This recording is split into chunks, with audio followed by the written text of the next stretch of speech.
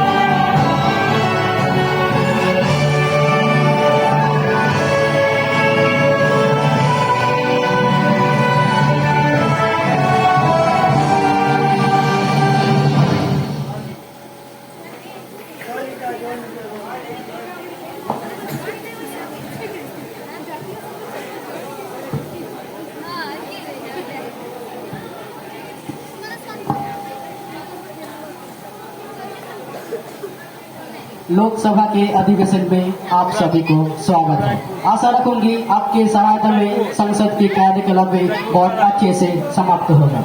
ये सभा एक नए निर्वाचित संसद की शपथ ग्रहण के माध्यम से शुरू होगा और रूपसा पत्र who stands selected from Thiruvananthapuram of Kerala will take the oath. Miss Rupsa पत्र जी प्लीज।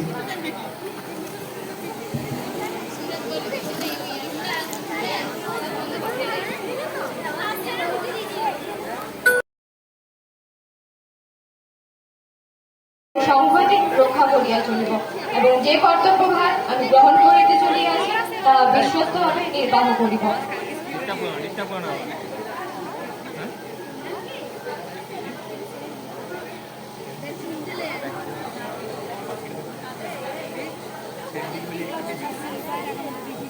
सभा के परवर्ती कार्यसूची शोक सभा।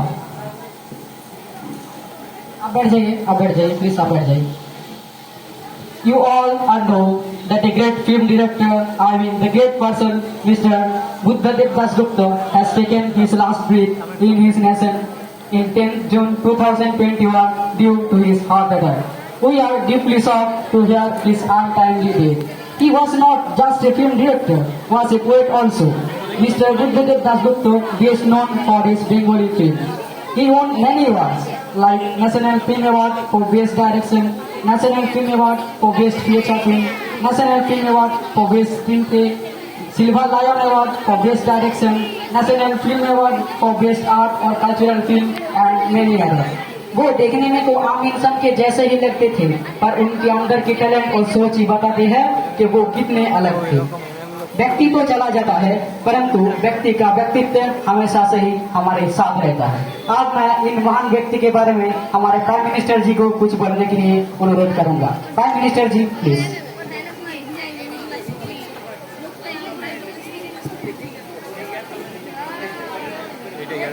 অনারেবল স্পিকার, 1944 সালের 11 ফেব্রুয়ারি পশ্চিমবঙ্গের অন্তর্গত পুরুলিয়া জেলার বুদ্ধদেব দাশগুপ্ত জন্মগ্রহণ করেন। তিনি ভারতবর্ষের একজন প্রত্যেদশার চলচ্চিত্রের পরিচালক ছিলেন। বর্ণভিত্তিক সামাজিক পিরামিডে শোষিত শ্রেণীর প্রতি তার ছিল গভীর সমবেদনা ও আন্তরিক ভালোবাসা। তার চলচ্চিত্রে সেই বাস্তব জীবন উপস্থাপিত হয়েছে। তার নীল অন্নপূর্ণা, চরাচর, গৃহযুদ্ধ, জানালা, টোপ, কালপুরুষ, পাক বাহাদুর, তাহাদের কথা, উড়োজাহাজ প্রভৃতি চলচ্চিত্রের সুবিশাল ভারতবর্ষের আন্তরিক বেদনা মহত্ব ফুটে উঠেছে। তার আত্মার শান্তি কামনা করি। माननीय विरोधी दल नेत्री जी मिस शर्मिष्ठा चैटर्जी, आप विवेकानंद के इन महान व्यक्ति के बारे में कुछ बताइए।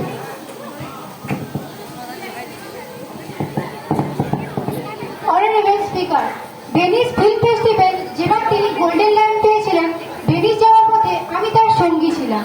আমি ভাবতেই পারছি না যে তিনি অতি দ্রুত পৃথিবী ছেড়ে চলে যাবেন। তার আকস্মিক প্রয়াণে আমরা সমস্ত তার আত্মার শান্তি কামনা করি। তার মতো ব্যতিক্রমী চলচ্চিত্র পরিচালক খুব কমই আছেন। নিম্নবর্ণের দলিত সম্প্রদায়ের প্রতি তার আন্তরিক সহানুভূতি ছিল গভীর। তিনি এই ভয়ঙ্কর সমস্যাকে চলচ্চিত্রে প্রতিফলিত করে আপামর মানুষের কাছে তুলে ধরেছেন। করেছেন। সেই সামাজিক সম্মান ফিরে দিতে চেয়েছেন জীবনের শেষ দিন পর্যন্ত। এই সমাজ সংস্কারক শিল্পীকে যাতে করে চলচ্চিত্রের মরণোত্তর শ্রেষ্ঠ সম্মান ও পুরস্কারে ভূষিত করা হয়, তার জন্য আমি প্রধানমন্ত্রীর নিকট অনুরোধ জানাচ্ছি। अब मैं सभी को रिक्वेस्ट करूंगा कि प्लीज आप अपने सीट से खड़े हो जाइए और इन महान व्यक्ति की सोच में 2 मिनट का शोक पालन कीजिए।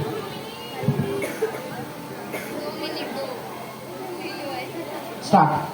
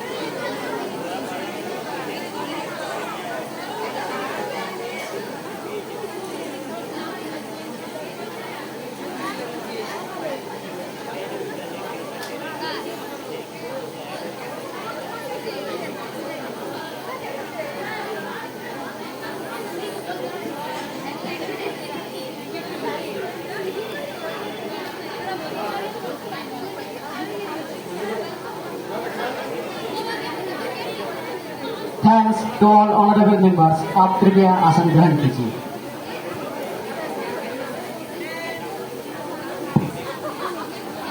आप मैं सेक्रेटरी जनरल को रिक्वेस्ट करूंगा कि कृपा करके आप ये शोक प्रस्ताव उनके फैमिली तक पहुंचा दें। Yes sir.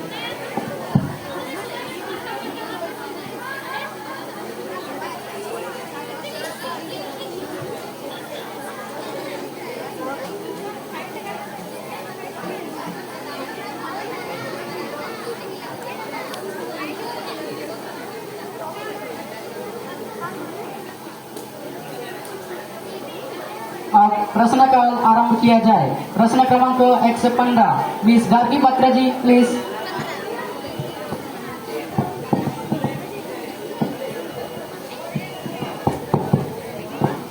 অনারেবল স্পিকার, আমাদের দেশ ভারতবর্ষ পৃথিবীর বৃহত্তম গণতান্ত্রিক রাষ্ট্র। স্বাধীনতা লাভের পর 1950 সালের 26শে জানুয়ারি ভারতীয় সংবিধান অনুযায়ী আমাদের দেশে প্রতিষ্ঠিত হয়েছে সংসদীয় গণতন্ত্র। ওই মহতী দিক থেকে ভারত বিশ্ব স্বীকৃতি পরিচয়ের অধিকারী এক সমাজতান্ত্রিক, ধর্মনিরপেক্ষ, গণপ্রজাতান্ত্রিক, সার্বভৌম রাষ্ট্র। বর্তমান কেন্দ্রীয় সরকার 370 ধারা ও 35 ধারার বিলোপ ঘটিয়েছেন, কিন্তু ভারতবর্ষের সংসদীয় রীতিনীতির ক্ষেত্রে আইনের দিক থেকে ও জাতীয় সংহতির দিক থেকে এই কাজ সঠিক হয়নি। The Constitution of Jammu and Kashmir was not framed by the Constituent Assembly of India. It was framed by a separate Constituent Assembly of Jammu and Kashmir, which dated words of 1951 to 1956. Please read the completed words in the last chapter. It has adopted the Article 370 and the power was not exercised by the Parliament of India. We are happy because it is an accepted article. There is no power for its amendment by the Parliament of India or any executive authority of India. This is an irrevocable article. स्वराष्ट्र मंत्री जी miss Ankita Mukherjee, आप सवाल का जवाब दीजिए।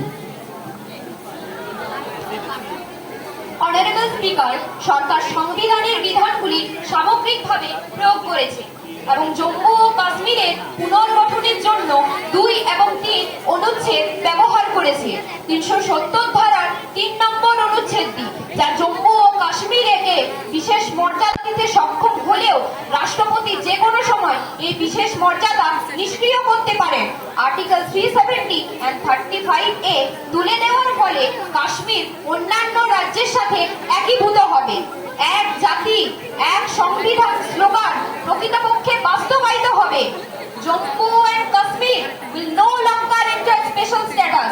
The Indian Constitution law will be fully applicable to Jammu and Kashmir. Part 4 of Indian Constitution, Directive Principles of State Policy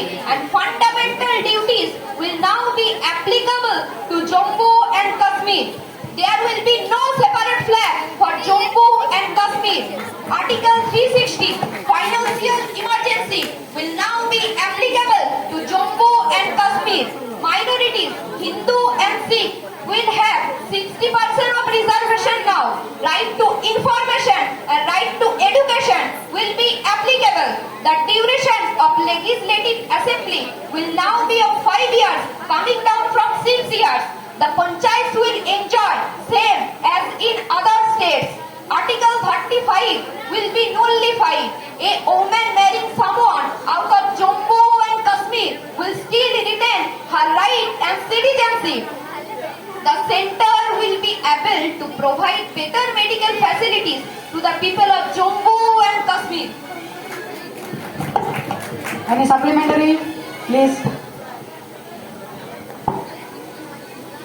Honorable Speaker, Article 370 and 35 এর তুলে দেওয়ার ফলে কাশ্মীরের জনসাধারণের দ্বৈত নাগরিকত্ব বিসর্জন দিতে হয় স্থানীয়দের মধ্যে নিরাপত্তাহীনতার সৃষ্টি হয়েছে। কাশ্মীরি মুসলমানরা মনে করছেন এটি রাজ্যের ঐক্য ও অখণ্ডতাকে হুমকির মুখে ফেলেছে। কাশ্মীর ও লাদাখেও মানুষ আজ সমস্যায় পড়েছে।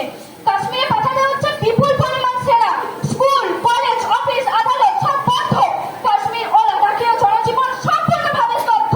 কেন্দ্রের হঠকারিতায় দিন দিন কাশ্মীর ও লাদাখ নিয়ন্ত্রণের বাইরে চলে যাচ্ছে।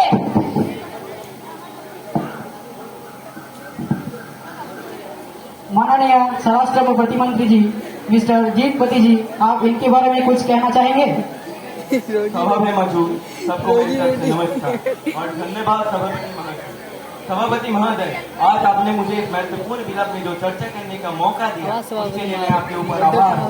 सभापति महोदय, आज भारत के इतिहास में वो दिन है जो गलतियां पिछले सरकारों में किया, आज उस गलतियों का रेक्टिफिकेशन होने जा रहा है और हम सब इसका स्वागत करते हैं। अध्यक्ष महोदय, मैं जानना चाहता हूँ बीते 71 सालों से लद्दाख को अपनाया नहीं, बिल्कुल फेंक के रखा और बता दिया इस सदन में, इस जमीन के टुकड़े में एक तिनके का घास नहीं उगता। मैं ऐसे वक्तव्य देने वाले लोगों को बताना चाहता हूँ, वो क्या लद्दाख को जानते हैं? वो क्या लद्दाख के भाषा को जानते हैं?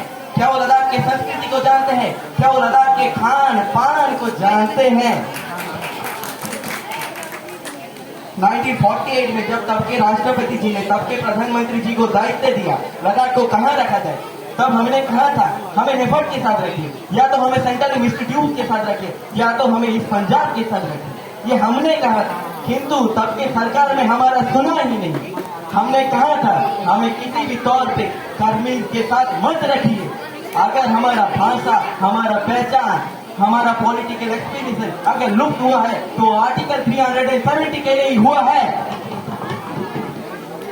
अध्यक्ष जी, मैं डॉक्टर समापति जी जैसे वीरों का, जैसे महान व्यक्तित्वों का, जिन्होंने लद्दाख को दिखा दिया हमें भारत के साथ रहना है, भारत का जयकार करना है, भारत का तिरंगा फहराना है। आज अपने देश के लिए मरने के लिए तैयार थे और आज यहाँ पर बहुत सारे लोग हिस्टोरिकल बात कर रहे थे। 1965 का हुआ हो, 1971 का हुआ हो, 1999 का हुआ हो, 1948 के कबीले हमला हो, लद्दाख ने हमेशा आत्मा बलिदान दिया है। और आज मैं दुख के साथ बताना चाहता हूँ, मेरे सम्मानीय कश्मीर के मेंबर थोड़ी देर पहले बोल रहे थे आर्टिकल 370 हटने से क्या खोएंगे। मैं उनको बताना चाहता हूँ आर्टिकल 370 हटने से जरूर खोएंगे, 2 परिवार की रोजी रोटी और कुछ नहीं खोएंगे।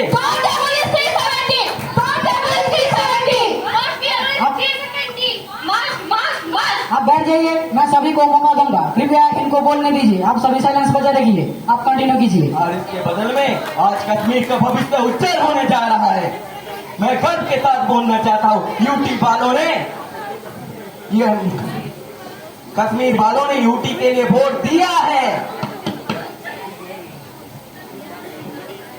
चाहे मुसलमान का हो, बुद्धिस्ट का हो, हर क्षेत्र हर लोगों ने यूटी को समझाया। हमने सबके घर जाके समझाया, सबको बताइए यूटी क्या है। सब लोगों ने सरकार के ऊपर विश्वास किया और आज सब लोगों ने यूटी का विश्वास किया और हमको वोट दिया। अध्यक्ष जी, मैं बहुत समय से सुन रहा था आर्टिकल 370 हटने से लद्दाख में यूटिलिटी नहीं रहेगा। मैं ऐसे वार्ता देने वालों लोगों को बताना चाहता हूँ, अध्यक्ष जी, ये जोन परिवारों में मैं नहीं कहता उन्होंने शासन किया, मैं कहता हूँ उन्होंने राज किया। दिन पर दिन लद्दाख को अत्याचारित किया। उन्होंने लद्दाख का बंटवारा कर 1971 में ये रोड डिस्ट्रिक्ट मुसलमानों के लिए और कारगिल उन्होंने यूटिलिटी की बात कर रहे थे, ये लोग करगिल का जिक्र कर रहे थे। उन्होंने क्या समझा, करगिल को एक छोटा सा मार्केट और दुकान को करगिल समझते हैं। वो क्या करगिल क्या है जानते हैं? अगर कारगिल देखना है तो जक्कर जाइए, आर्यन वैली जाइए। 70% कारगिल वालों ने आर्टिकल 370 को बंद होने का वेलकम किया। हम भारत देश का अटूट अंग बनना चाहते हैं। अध्यक्ष जी, मैं समाप्ति करने से पहले भारतीय प्रधानमंत्री जी को धन्यवाद जनाना चाहता हूँ और सारे सरकारी दल को मेरी तरफ से और लद्दाख के लोगों की तरफ से धन्यवाद जनाना चाहता हूँ। नमस्कार। अगला सवाल प्रश्न क्रमांक 125 सभा के सामने पेश करेंगी माननीय विरोधी दल की सदस्य miss Mohapatra ji. Miss Mohapatra ji please. Honourable speaker, আমি 3 তালাক বিলের বিরুদ্ধে কিছু প্রশ্ন করতে চাই। এটি দ্বারা মুসলিম জাতি এবং তার নিয়ম কানুনকে আঘাত করা হচ্ছে। সংবিধান অনুযায়ী সকলে নিজের ধর্ম অনুযায়ী চলতে পারে, তাই এটিতে সরকার হস্তক্ষেপ করতে পারে না। তাহলে সরকার কেন এ ব্যাপারে হস্তক্ষেপ করছে? মাননীয় অধ্যক্ষ মহাশয়ের মাধ্যমে আমি সরকার পক্ষকে জানাতে চাই যাতে করে এই বিল সিলেক্ট কমিটিতে পাঠানো হয়। इसके जवाब में माननीय सांसद मिस रूपसा पत्र जी कुछ बोलना चाहेंगे? আমার বিরোধী দলে যেটি বলেছেন যে কোরআন শরীফে এটি সম্মত, এই তথ্যটি ভুলসত্য নয়। কোরআন শরীফে বলা হয়েছে ওয়েটিং পিরিয়ডের পরই 3 তালাক সম্মত, কিন্তু এখন সেটির মিসইউজ করা হচ্ছে। বিভিন্ন ইসলামিক দেশ যেমন আফগানিস্তান, পাকিস্তান ইত্যাদি জায়গায় এই প্রথা পরিবর্তিত হয়েছে। এই প্রথার কারণে আমাদের মুসলিম বাঙালিরা অসুরক্ষিত অনুভব করে। এখন ছোট ছোট বিষয়ে ফোন, হোয়াটসঅ্যাপ, জিমেল ইত্যাদির মাধ্যমে 3 তালাক করে তারা আলাদা হয়ে যাচ্ছে।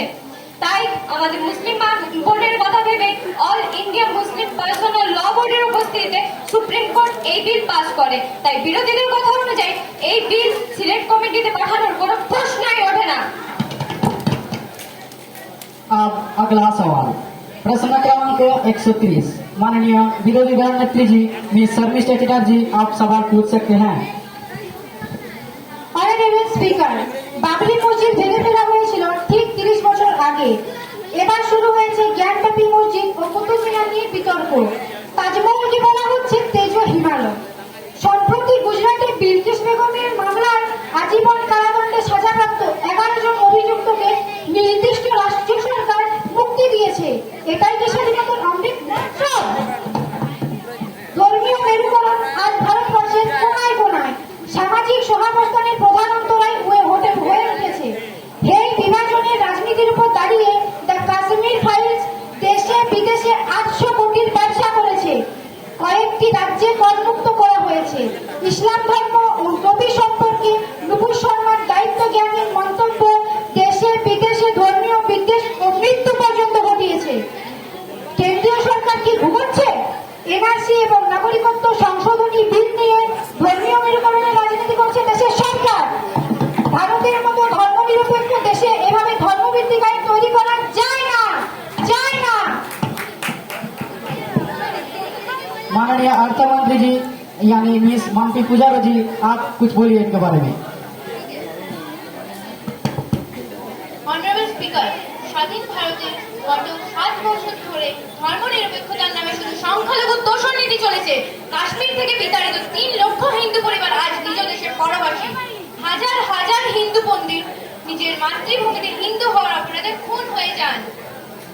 স্বাধীনতার পর ভোট ব্যাংকের তৎকালীন সরকার কোনো দৃঢ় পদক্ষেপ নিতে পারেনি তা দেশের ক্ষেত্রে বা বিদেশ নীতির ক্ষেত্রে।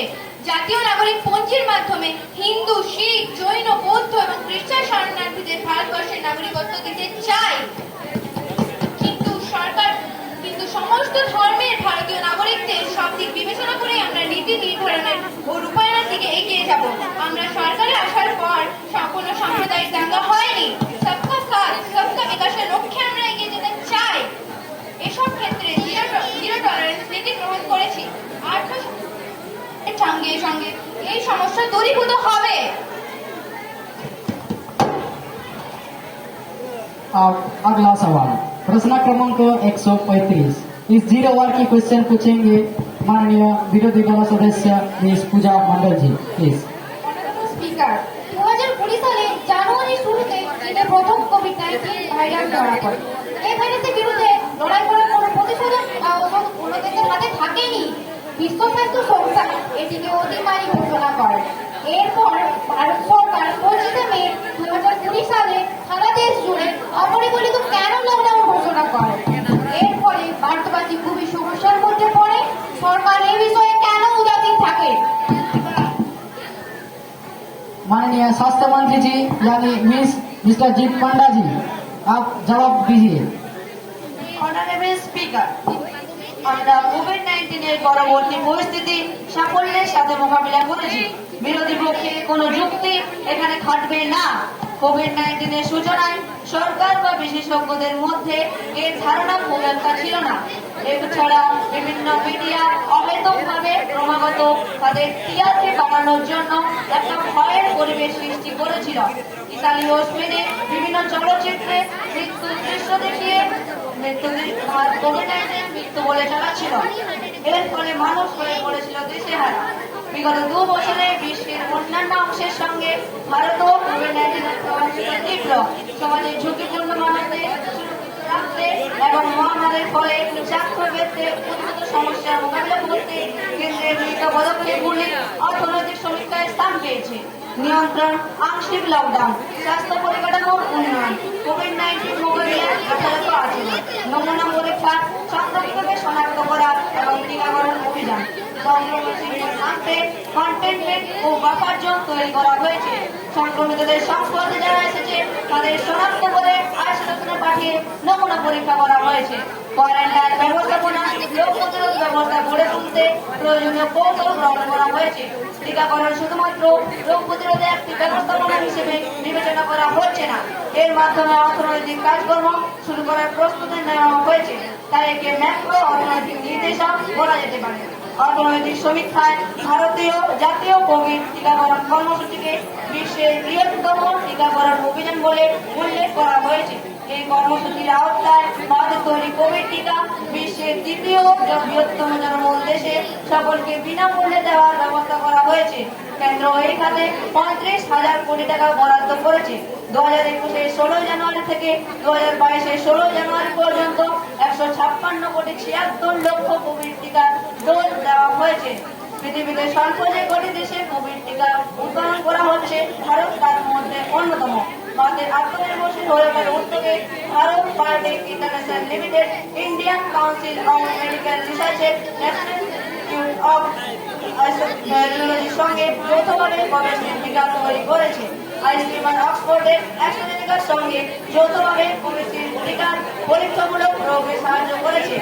দেশ জুড়ে বিপুল পরিমাণে কোভিশিল্ড ও কোভ্যাক্সিন টিকা ব্যবহার করা হচ্ছে। প্রতি মাসে 25 থেকে 27 কোটিরও বেশি কোভিশিল্ড এবং 5 থেকে 6 কোটি কোভ্যাক্সিন টিকা ডোজ তৈরি করা হচ্ছে। টিকাকরণ অভিযানে প্রযুক্তির সাহায্য নেওয়া হচ্ছে। কোভিড-19 সংক্রমণ ঠেকাতে আরোগ্য সেতু অ্যাপের মাধ্যমে ব্যবস্থা নেওয়া হয়েছে। কোভিড ডিজিটাল প্ল্যাটফর্মের মাধ্যমে টিকাকরণ প্রক্রিয়া স্বচ্ছভাবে পরিচালিত হচ্ছে। সম্প্রতি বায়োটেক নজর ভ্যাকসিন চালু করেছে। এগুলোকে কি দেশের উন্নতি বলা যায় না? अब सभा का अंतिम सवाल पूछने जा रही है माननीय विरोधी दल के लिए मिस शर्मिष्ठा चटर्जी। प्रश्न क्रमांक 140। Miss Sharmishtha Chatterjee please. Honourable speaker, দেশে সরকারি নিয়োগ আজ পুরোপুরি বন্ধ। রেল, ব্যাংক, আর্মি এইসব সমস্ত সেক্টরে নিয়োগ হচ্ছে না। কোভিড ও লকডাউনের ফলে বেসরকারি কোম্পানির প্রচুর শ্রমিক ছাঁটাই হয়েছে। দিন দিন বাড়ছে ধনী দরিদ্রের বৈষম্য। আমরা জিডিপি মুদ্রাস্ফীতি তথ্য নিয়ে বিতর্ক করছি, কিন্তু বাস্তবে দরিদ্র ভারতবর্ষের অধিকাংশ মানুষ সার্বিক সমস্যার মধ্য দিয়ে কাটাচ্ছে। বেকারত্ব ও দারিদ্র্য আজকের দিনে ভারতবর্ষের মূল চ্যালেঞ্জ। এর প্রতিকারের জন্য দেশের সরকার কোনোরূপ চেষ্টা করছে না। গোটা একটা সরকার প্রতিষ্ঠান পুঁজিপতিদের হাতে তুলে দিচ্ছে। ব্যাংক, বিল, বিমানবন্দর, এয়ার ইন্ডিয়া প্রভৃতি সরকারি প্রতিষ্ঠান দেশের ধনকুবেরদের হাতে চলে যাচ্ছে। লোকসভায় গৃহীত বিলগুলির মধ্যে বেসরকারীকরণের বিলগুলির সংখ্যা নেওয়া কম নয়। আপনারা দেখেও মাথা ভাগ করছেন। আপনাদের এই জেগে ঘুমানো বন্ধ করুন। माननीय home affairs minister miss Ankita Mukherjee, आप इस जवाब में क्या बोलना चाहेंगे? ভারতের অর্থনৈতিক উন্নয়ন দেশের স্বাধীনোত্তর ইতিহাসে মোটামুটি সমাজতান্ত্রিক ধাঁচের নীতিতে পরিচালিত হয়। বিভিন্ন ক্ষেত্রে রাষ্ট্রীয় নিয়ন্ত্রণ, লাইসেন্স রাজ নামে পরিচিত বহুবিধ বিধি ও লাল ফিতের নীতি এবং বিশ্ব অর্থনীতি থেকে বিচ্ছিন্নতা ছিল এই ব্যবস্থার বৈশিষ্ট্য। স্বাধীনতার পরবর্তী 3 দশকে ভারতের মাথাপিছু আয় হারের বৃদ্ধি ছিল মাত্র 1%। 1980 এর দশকে মধ্যভাগ থেকে অর্থনৈতিক উদারীকরণের মাধ্যমে ভারতের বাজার ধীরে ধীরে খুলে যেতে থাকে। 1991 সালের মৌলিকতর আর্থিক সংস্কার ও 2000 এর দশকে তার নবায়নের ফলে ভারত বাজার ভিত্তিক ব্যবস্থা স্থাপনের পথে অগ্রসর হয়। আজ পৃথিবীর কোনো দেশ সমাজতান্ত্রিক ধাঁচের অর্থনীতিতে পরিচালিত হয় না। রাশিয়া, চীন প্রভৃতি সমাজতান্ত্রিক দেশগুলিতে ব্যক্তিগত মালিকানায় বিচ্ছিন্ন শিল্প ও কারবার নিয়ন্ত্রিত হচ্ছে।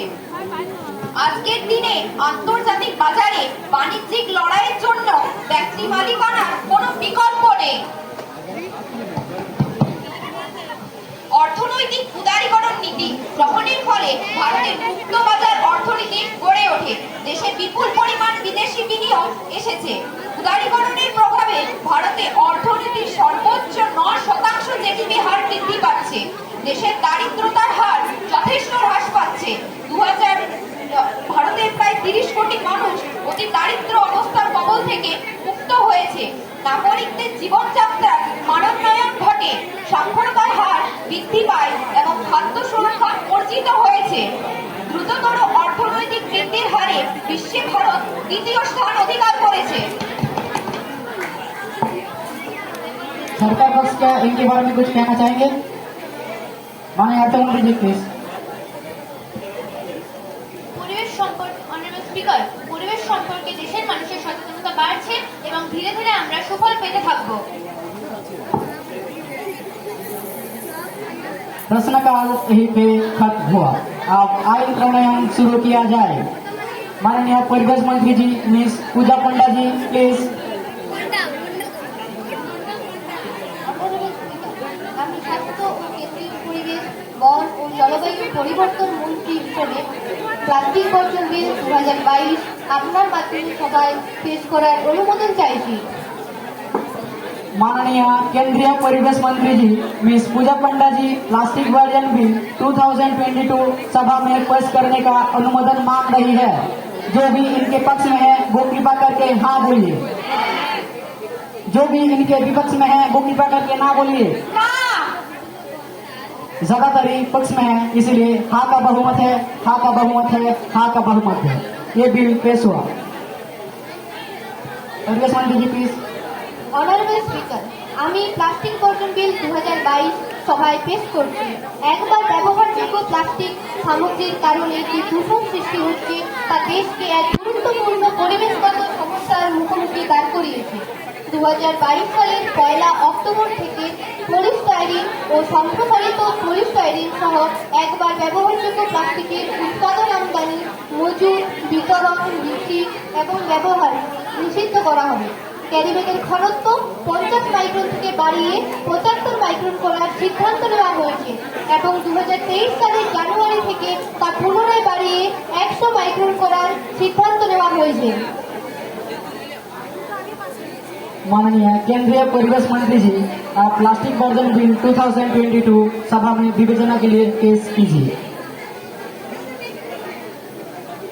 অনারেবল স্পিকার, আমি কেন্দ্রীয় পরিবেশ মন্ত্রী হিসেবে প্লাস্টিক বর্জন বিল 2022 বিবেচনার জন্য সভায় প্রস্তাব পেশ করছি।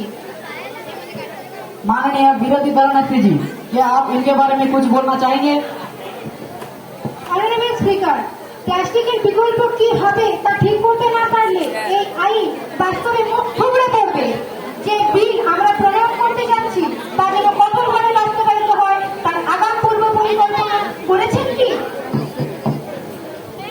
Any supplementary? Please.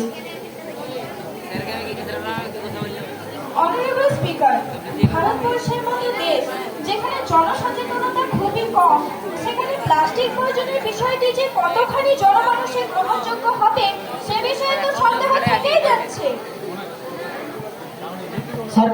सरकारी बस का इनके बारे में कुछ बोलना चाहेंगे? प्लीज। স্পিকার, পরিবেশ সম্পর্কে দেশের মানুষের সচেতনতা বাড়ছে এবং ধীরে ধীরে এই বিষয়ে আমরা সুফল পেতে থাকবো। माननीय परिवेश मंत्री जी मिस पूजा पंडा जी, आप इस बिल का प्रस्ताव संक्रांत आलोचना के बाद जवाबी वक्तव्य पेश कीजिए।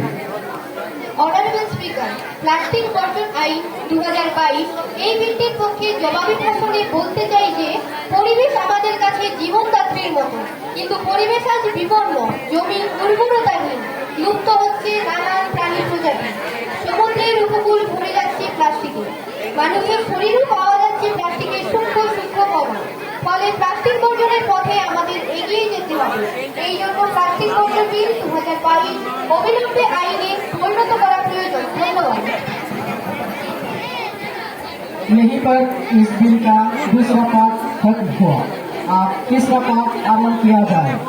माननीय परिवेश मंत्री जी प्लीज। অনারেবল স্পিকার, আমি পরিবেশ মন্ত্রী হিসেবে সভায় প্রস্তাব পেশ করছি প্লাস্টিক বর্জন বিল 2022 সভায় পাস করা হোক। प्लास्टिक वर्जन बिल 2022 जिस तरीकों से सभा में पेश किया, जो भी इनकी समर्थन में है वो कृपा करके हाँ बोलिए, जो भी इनके असमर्थन में है वो कृपा करके ना बोलिए। आप लोग बिल का पक्ष में है और 4 विपक्ष में है, इसलिए हाँ का बहुमत है, हाँ का बहुमत है, हाँ का बहुमत है। बिल गृहीत हुआ। अब मैं सेक्रेटरी महाशय यानी सेक्रेटरी जनरल को इस बिल का अनुमोदन के लिए माननीय राष्ट्रपति जी के पास भेजने का अनुरोध कर रही हूँ। Yes sir.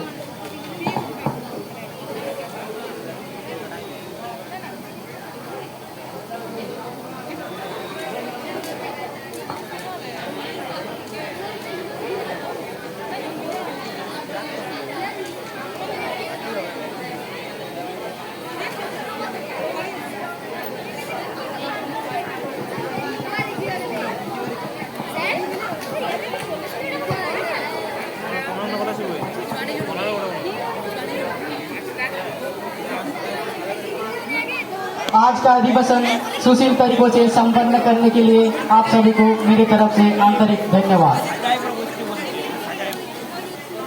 आज के अगले दिन ये अधिवेशन फिर से सेम टाइम पे शुरू होगा। Thanks to all.